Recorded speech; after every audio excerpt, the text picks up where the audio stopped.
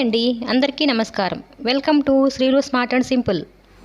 ఈరోజు మనం simple and tasty rice item కొత్తిమీర రైస్ని చూద్దాం. ఈ స్పెషల్ ఫ్లేవర్డ్ కొత్తిమీర రైస్ని ఒకే ఒక్క సింపుల్ టిప్తో బిర్యానీ ఫ్లేవర్ వచ్చేలాగా ఈజీగా చేసుకుందాం. ముందుగా దీనికోసం 2 కప్పుల ఉడికించిన అన్నం, 1 కప్పు సన్నగా కట్ చేసుకున్న కొత్తిమీర తరుగును తీసుకుందాం. కట్ చేసిన కొత్తిమీరని ఇలా 2 పచ్చిమిరపకాయల్ని మధ్యలోకి తుంపుకుని వేసుకుందాం. ఇలా వాటర్ అనేది అస్సలు వేయకుండా కొత్తిమీరని సాధ్యమైనంత వరకు మెత్తగా మిక్సీ పట్టుకోవాలి. మనం తర్వాత స్పైసెస్ని కూడా యాడ్ చేస్తాం కాబట్టి ఘాటు తక్కువగా తినేవాళ్ళు 1 పచ్చిమిరపకాయను మాత్రమే వేసుకోండి.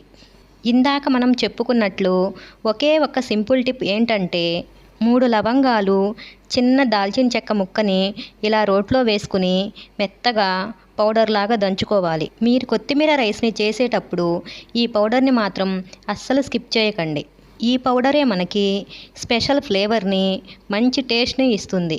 ఈ ప్లేట్ని పక్కన పెట్టి ప్యాన్ని పొయ్యి మీద పెట్టుకొని 1 tablespoon oil, 1 teaspoon నెయ్యి వేసి 1/2 టీ స్పూన్ షాజీరా, 1 బిర్యానీ ఆకుని ఇలా ముక్కలుగా చేసుకుని వేసుకోవాలి.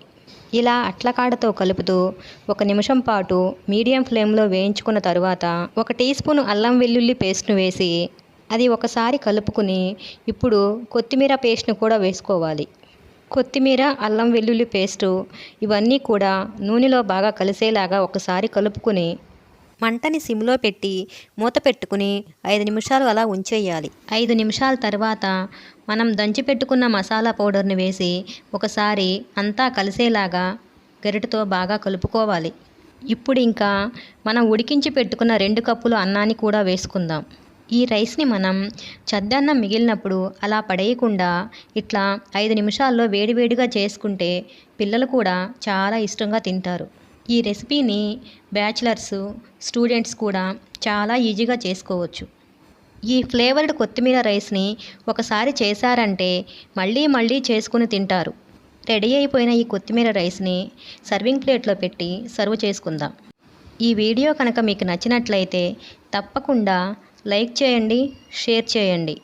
నా ఛానల్ని మీరు ఫస్ట్ టైం చూస్తున్నట్లయితే కింద రెడ్ కలర్లో ఉన్న సబ్స్క్రైబ్ బటన్ని ప్రెస్ చేసి పక్కనే ఉన్న బెల్ ఐకాన్ని ట్యాప్ చేయండి. Please support me. Thank you for watching.